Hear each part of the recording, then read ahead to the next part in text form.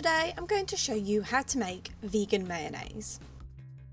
You will need 3 tablespoons of Aquafaba, which is chickpea water, or the water that you get from a can of chickpeas. So if you wanted to use the chickpeas in another recipe and then reserve that water, which is a very good egg replacement. 250 millilitres of a neutral oil, so I have used a vegetable oil, but you could also use a sunflower oil or a rapeseed oil if you want. 1 teaspoon of mustard, any type of mustard will do. I have used a whole grain mustard, but if you want to use something like English or anything like that, any type of mustard will work. 1 tablespoon of a vinegar. So I have used apple cider vinegar, but you could also use like a white wine vinegar. You basically want like a clear vinegar as opposed to a darker one. So yeah, like a lighter vinegar. And half a teaspoon of salt. You're also going to need a hand blender for this. So I've just shown mine on screen so you know what I mean.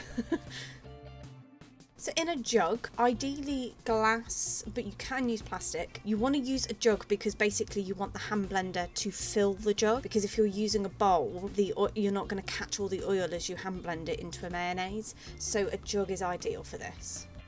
Add your Aquafaba, your salt, your mustard and your vinegar. And just use your hand blender to blend these up so then they are well combined.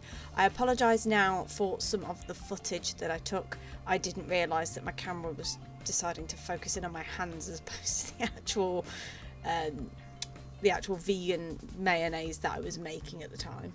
Then once it's all nice and blended, you then want to add your oil a little bit at a time. So you're probably not going to need all of the oil that you're using. 250 millilitres is the most you should need. And just add it a little bit at a time, hand blend it in, push it like up and down in the jug to catch all of the oil and the mixture and everything. And you want to keep blending it in ever so slightly, and this should thicken it up to make that mayonnaise. I always pour my oil underneath my hand blender to make sure that I catch it as I'm mixing it. And just keep going, adding a little bit of oil at a time, blending it up as you go, catching it in until you've got the right consistency of mayonnaise, so that nice creamy spreadable consistency. Then you just want to transfer this mayonnaise into clean jars and then just pop in the fridge. It should last a week to 2 weeks in the fridge. And there you have it. That's how you make a vegan mayonnaise.